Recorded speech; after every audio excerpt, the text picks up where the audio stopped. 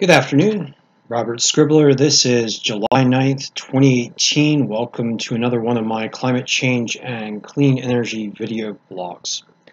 Now, for this segment, we're going to talk about some very severe rainfall that recently impacted Japan. But before we do, I want to talk a bit about the overall climate change related trends as it relates to heavy precipitation events. So what happens is that as the Earth warms, the ocean's surface also warms, and this increases the rate of evaporation from the ocean surface. And as the land surface warms, water evaporation rates also increase from land and lakes and rivers. And warmer air, in addition, can hold more water vapor in suspension. So a warmer atmosphere holds more moisture, and effectively for about each 1 degree Celsius of warming, the atmospheric water vapor content of the Earth atmosphere increases by about 8%. Now, according to the U.S. National Climate Assessment, global analysis showed that the amount of water vapor in the atmosphere has in fact increased over both the land and the oceans. And excuse me, since climate change also alters dynamical characteristics of the atmosphere that in turn affect weather patterns and storms, in the mid-latitudes where most of the continental U.S. located, there's an upward trend of extreme precipitation in the vicinity of fronts associated with mid-latitude storms. Now, what has generally been found is that climate change, by increasing atmospheric water vapor content, increases the peak potential intensity of the most extreme storms, and this results in a higher incidence of severe rainfall in various locations. Now, this increased incidence is not spread out evenly. For example, in the United States, the most extreme instances of heavy rainfall and the greatest increases have occurred in the U.S. Northeast. But across the U.S., there has been an observed change in heavy precipitation in practically every zone, and in practically every zone, the incidences of heavy precipitation have increased in the U.S. Now, increased atmospheric moisture loading does potentially greatly increase the severity of storms. And during recent days, Japan has experienced a worst-in-case rainfall event. And I'm just going to scroll through some of these images and headlines on Twitter here to give an example of the context. This is a video of flooding on July 5th. From the Huffington Post, we have a quote from a Japanese meteorological agency official stating, "We've never experienced this kind of rain before. This situation is an extreme danger." And here are some people on a rooftop here awaiting a water rescue in Japan. In total, it appears that approximately 100 people have died or are presumed dead from the floods, and millions more have evacuated. In fact, approximately 2 million people have evacuated from the flood zone in this region. Here's some more picture, this one of a flooded subway. And the Weather Channel on July 6th noting heavy rainfall in the region. And a recent report from the Associated Press, again describing the severe rains, severe mudslides, and loss of life.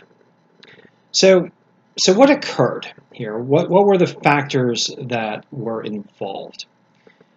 Now, about a week ago, actually exactly a week ago, on Monday, a typhoon was approaching Japan, and this typhoon was very heavily laden with moisture.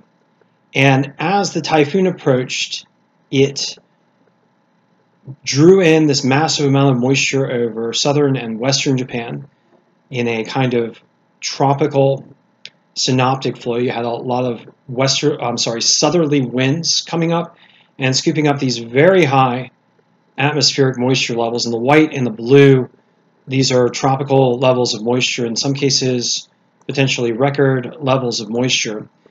And you have a high pressure system that is also contributing to this moisture flow, this river of moisture being drawn in, initially by a typhoon, but then continuing over the coming week. And as you can see, by the 4th, there's continued moisture flow. By the 5th, there's very intense moisture flow, particularly over extreme southern and western Japan. And by the 6th, it remains. And finally, by the 7th, there's a bit of a respite, and the 8th as well. So this extreme moisture loading brought with it very severe storms and very severe rainfall accumulations in the range of 10 to 15 to 20 millimeters per hour, in some cases 3 to 4, converting to 3 to 4 inch per hour rainfall rates, or much more in local hotspots. And that's a 30 millimeter per hour rainfall rate in this model projection from the period of time when these very strong storms swept through. In this particular case, that's 100 millimeters per 3 hours, so approximately 33, 34 millimeters per hour. Very, very intense hourly rainfall rates in these rain bomb type systems. Now, let's look at some of the climate change related factors involved. So earlier on in this video, I talked about how warmer atmospheres can hold more moisture, and warmer land and ocean surfaces tend to evaporate more moisture. And over recent days and weeks, the region east of Japan has seen very, very warm sea surface temperatures in the range of 3 to, in some locations, 3.5, 3.6 degrees, 4 degrees Celsius above average. Now, these are very warm ocean surfaces, and such very warm ocean surfaces above average tend to increase local atmospheric water vapor.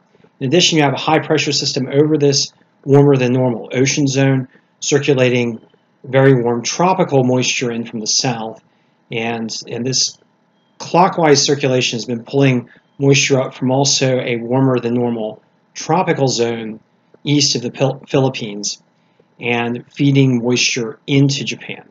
Now, this is a kind of scenario that will tend to increase rainfall potentials, and because human-caused climate change has increased average sea surface temperatures, there is more available fuel, more available moisture fuel for severe storms when they do happen. And so these regions, in some cases, that have received 20, 25, possibly more inches of rain in this particular severe rainfall event, had an added kick due to the extra heat and the extra moisture that is provided by human-caused climate change.